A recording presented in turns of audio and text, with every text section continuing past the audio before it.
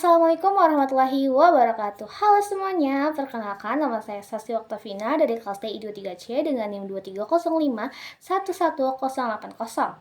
Pada video kali ini saya akan mendemonstrasikan atau mempresentasikan sebuah aplikasi berbasis website yang berjudul Sistem Pendukung Keputusan Penerimaan Bantuan Sosial dengan menggunakan metode AHP, Analitik Hierarki Proses, dengan studi kasus di Desa Cikalaha. Nah, tujuan dari sistem ini adalah untuk membantu pemerintah desa menentukan penerima bantuan sosial secara terukur dan juga objektif berdasarkan kriteria yang telah ditentukan dan bukan lagi secara subjektif. Jadi, sisi arsitektur proyek ini dibangun dengan pola MVC, yaitu Model View Controller, dengan menggunakan framework Laravel. Alurnya tuh seperti ini. Jadi, si user ini masuk ke browser, terus abis itu si request ini masuk ke root. Habis itu diteruskan ke controller yang menjalankan logika bisnis. Lalu, controller berinteraksi dengan model untuk mengambil atau menyimpan data dari database. Nah, hasilnya ini dikembalikan ke view berbasis blade untuk ditampilkan ke user.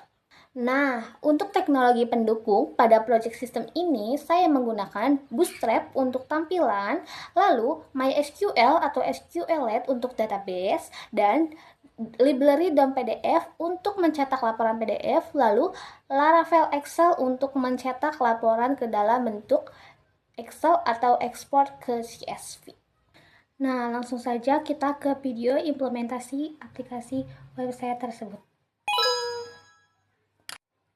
Oke, jadi sebelumnya kan saya sudah menjelaskan tentang tujuan dari sistem ini, terus arsitekturnya apa saja, dan juga teknologi pendukungnya itu kita pakai apa. Nah, di sini saya akan menjelaskan tentang kelompok usernya. Sistem itu dibagi ke 4 role pengguna dengan hak aksesnya itu yang berbeda-beda. Nah, sekarang kita coba masuk ke hak akses admin dulu. Kita masukin emailnya, juga passwordnya apa. Nah, langsung kita ke masuk. Oke, kita tunggu login ya. Nah, di sini dashboard admin. Admin tuh punya hak akses ke semua modul dan satu-satunya role yang bisa memverifikasi dokumen persyaratan calon penerima seperti KTP dan KK serta mengelola akun pengguna. Oke, kita lanjut ke operator. Nah, di sini kita masukin email untuk operatornya. Lalu setelah itu masukin juga passwordnya apa. Dan langsung saja kita klik login. Nah, operator ini hanya menjalankan operasional harian seperti input data calon penerima, input perbandingan kriteria AHP, menjalankan perhitungan, dan melihat hasil ranking. Oke, kita sekarang lanjut ke kepala desa. Nah, lakukan hal yang sama seperti admin, operator, dan lainnya, yaitu memasukkan emailnya sebagai kepala desa. Salah deng, kita pakainya kds@gmail.com. Terus masukin juga passwordnya. Nah, kita klik masuk. Nah, untuk kepala desa ini role khusus untuk validasi akhir. Hanya kepala desa aja yang bisa mengakses menu validasi KDES untuk menyetujui atau menolak hasil rekomendasi sistem. Hal ini merepresentasikan alur nyata di pemerintah desa, di mana sistem hanya memberi rekomendasi, keputusan akhir tetap ada di tangan pemerintah desa. Nah, seperti ini contohnya.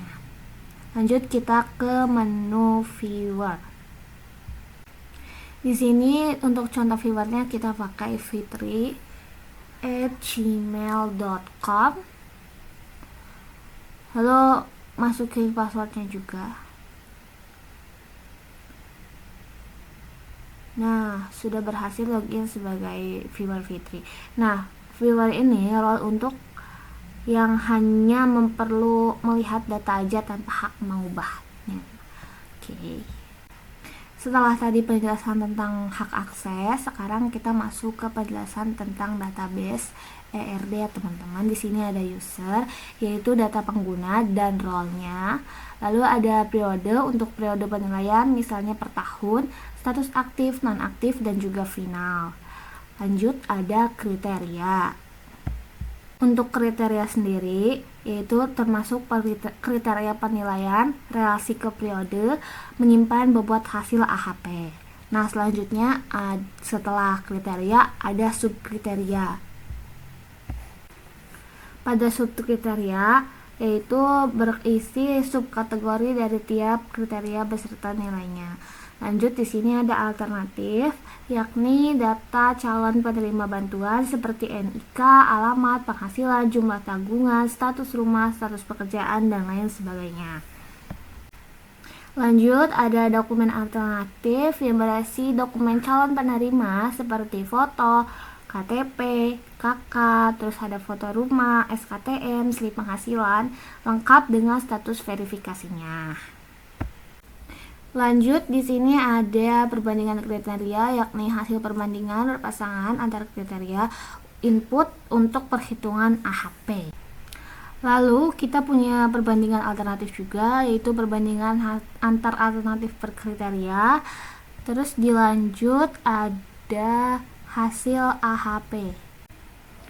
Hasil AHP itu hasil akhir perhitungan, yakni nilai akhir dan ranking tiap calon penerima per periode. Nah, relasinya itu satu periode punya banyak kriteria, terus satu kriteria punya banyak subkriteria, satu alternatif punya banyak dokumen, dan hasil AHP menghubungkan alternatif dengan periode beserta rankingnya.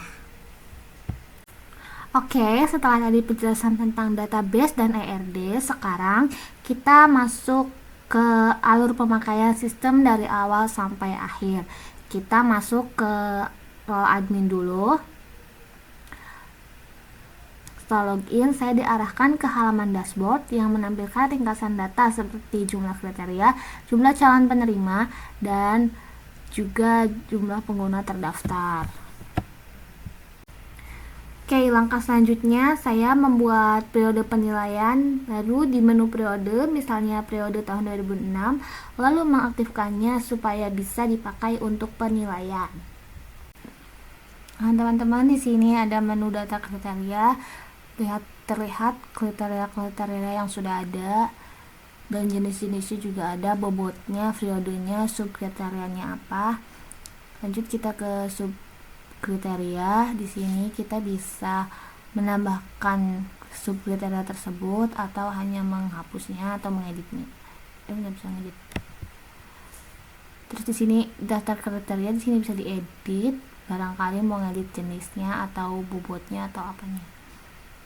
Kita tambahin dulu subkriterianya karena sini subkriterianya udah daftar kriterianya udah banyak, kita nggak usah ditambahin lagi. Kita lanjut aja ke bagian subkriteria. Di sini juga sudah tertera ya teman-teman kriteria penerimaannya. Itu sudah banyak banget, jadi udah nggak usah ditambahin lagi. Itu aja, kita ke data alternatif. Nah, di menu ini kita bisa menginput calon penerima bansos.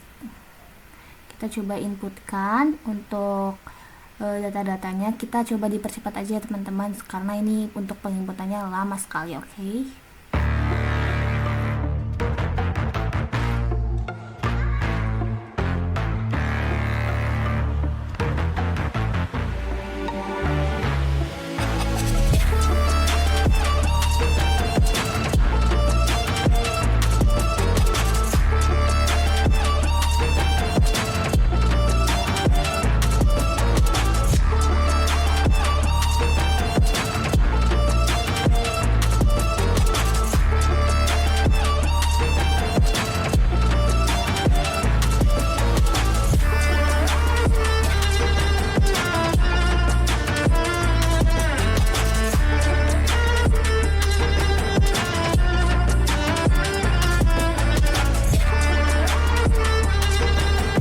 Lanjut, setelah data berhasil diinput semua, kita coba ke subdetail. Di sini untuk khusus admin kita bisa memverifikasi dokumen-dokumen pendukung yang tadi ditambahkan. Kita coba verifikasi satu persatu. Kita percepat aja teman-teman di bagian ini. Oke, lanjut.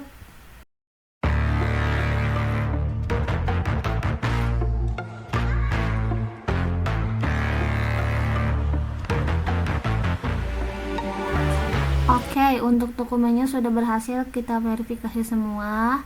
Kita balik lagi ke bagian data alternatif. Di sini kita coba lihat dokumen yang baru mengupload 2. Ini ada menu kayak peringatan untuk mengupload dokumen pendukung lainnya yang wajib. Oke, lanjut kita ke perbandingan kriteria.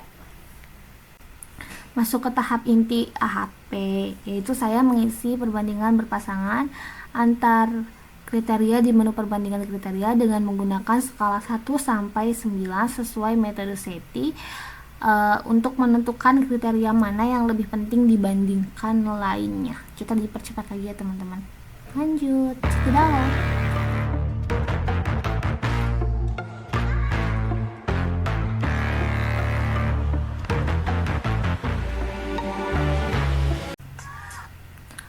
Oke, kita masuk ke perhitungan AHP. Di sini sistem otomatis menghitung matriks normalisasi bobot prioritas atau agent vector dan konsistensi rasio atau CR untuk memastikan penilaian konsisten. CR kurang lebih sama dengan 0,1. Lanjut, di sini ada hasil perankingan, yaitu sistem menampilkan urutan calon penerima berdasarkan skor akhir. Setelah bobot kriteria didapat, sistem menghitung skor akhir tiap calon penerima dan menampilkannya di menu hasil ranking terurut dari skor tertinggi ke terendah.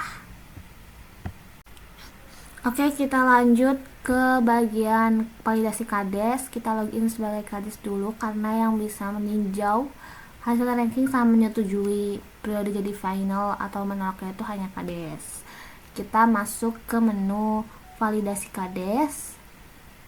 Nah, hasil ranking ini kemudian ditinjau oleh kepala desa di menu validasi KADES. Di sini kepala desa bisa menyetujui rekomendasi sistem yang akan mengubah periode menjadi final atau menolaknya kalau dirasa belum sesuai. Setelah disetujui, kita lanjut ke menu laporan. Nah, menu laporan ini kita bisa mencetak hasil laporannya dalam bentuk PDF ataupun Excel supaya untuk ditandatangani oleh kepala desanya langsung. Nah, ini dia untuk laporan PDF-nya. Kita coba ke dalam laporan Excel-nya. Bisa tanda tangan di sini untuk kepala desanya dan juga sebagai operatornya, misalnya sekretarisnya atau yang mengendalikan sistem ini. Oke, lanjut kita ke bagian ekspor ke CSV. Kita coba di ekspor dulu. Tunggu sebentar. Mungkin agak lama loadingnya, mohon maaf. Nah, ini sudah ada, kita coba open filenya. Untuk tampilan Excel sebenarnya sama saja seperti laporan PDF. Untuk Excel ini hanya tampilan yang ketika ingin diedit atau untuk cadangan aja. Nah, selama proses pengembangan ini ada beberapa kendala yang saya temui dan sudah saya perbaiki, diantaranya itu kendala hak akses.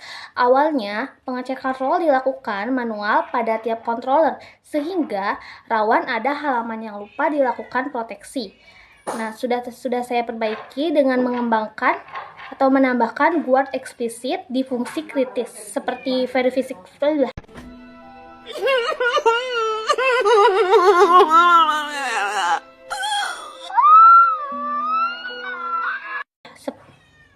Seperti verifikasi dokumen khusus admin dan validasi KADES khusus kepala desa.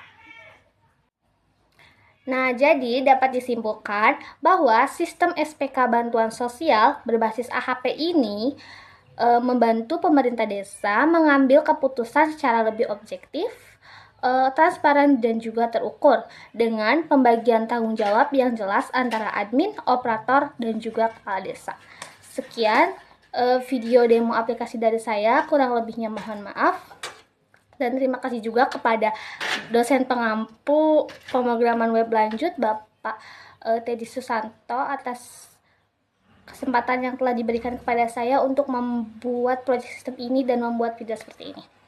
Terima kasih untuk yang sudah menonton. Wassalamualaikum warahmatullahi wabarakatuh. Bye-bye.